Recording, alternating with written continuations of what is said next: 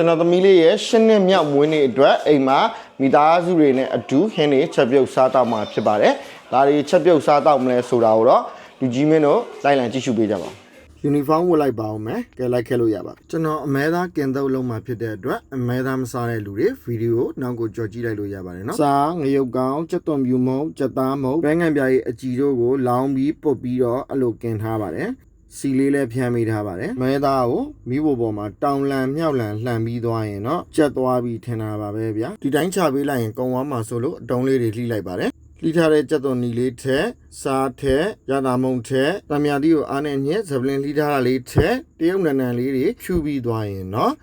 တုပ်ပလိုက်ပြီးဗျာ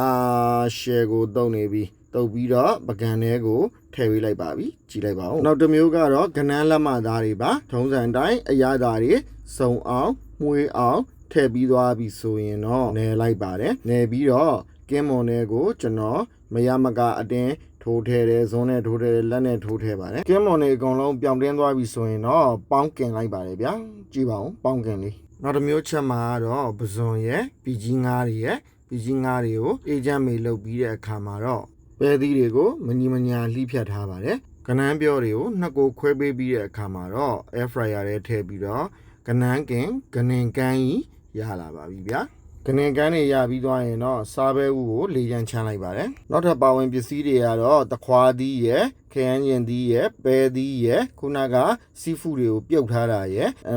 တရုတ်နန်နန်ရယ်ချက်သွန်မိတ်လှီးထားတာလေးတွေရယ်မြနန္ဒအထောင်းရည်ရယ်အဲ့ဒါတွေအကုန်လုံးကိုပေါင်းဆက်ပြီးတော့တမအောင်နေနေရင်းနဲ့ကျွန်တော်မေ့သွားပါပြီကနန်းထဲအောင်ပါကနန်းထဲပြီးပါရင်စားပဲဥထဲရပါမယ်စားပဲဥပြောက်နေပါတယ်ဘယ်မှာလဲမသိဘူးဟိုမှာနောက်ထပ်တစ်ခုကတော့ပဇွန်လေးတွေကိုအတုံးလေးတွေလှီးပြီးတော့စလုံးတစ်လုံးလေးကိုထည့်ပြီးတော့အရသာတွေဝင်ဝအောင်လို့ရသာမုံနေ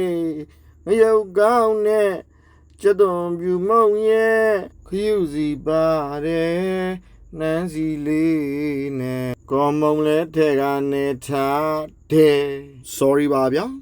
ပြောနေရင်နဲ့ပြင်လာလို့ပါဗျာပဇွန်ဆူရှီလေးလောက်မှဖြစ်တဲ့အတွက်ဆူရှီတဲကိုပဇွန်သားလေးမရမကဖြစ်ညှစ်ထက်ဖြာလို့လိပ်ပြီးတော့ကျွန်တော်စီဖြန်းတယ်ဓာတ်တွေကိုလည်းစီဖြန်းတယ်ပြီးတော့အတုံးလေးတွေဖြစ်အောင်ကျွန်တော်တုံးလိုက်ပါတယ်တုံးလေးတွေတုံးပြီးသွားရင်မုံနဲ့ဖြော်ပြီးတော့မုံနဲ့ထဲကိုထက်စီနဲ့ကြော်လိုက်ပါတယ်ဗျာစီထဲကိုကြော်ထားတာတွေကိုတော့အကုန်မပြတော့ပါဘူးကဲစားလို့တော့ရပါပြီပဇွန်ဆူရှီဂျော်လေးကတော့တွေ့တဲ့အတိုင်းပါပဲဗျာနောက်ထပ်တစ်ခုကတော့ငကြီးကန်းတွေကိုမဟုတ်ပါဘူးဗျာဂျပန်လိုစာဘာကို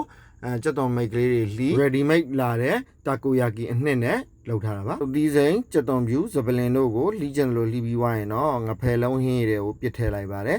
ရတာမုံတို့စားတို့ငံပြာရည်တို့မယုတ်ကောင်းတို့တမယာသီးတို့ညှစ်ပြီးွားရင်တော့စားလို့ရပါပြီအရှိမတော့အားလုံးစားနေကြပါပြီပြောပြပေးပါဦးခင်ဗျာကျွန်တော်တွေမကောင်း Happy birthday to you မွေးနေ့လက်ဆောင်ဖြစ်အသေးလေးတွေပေးခဲ့ကြအောင်နော်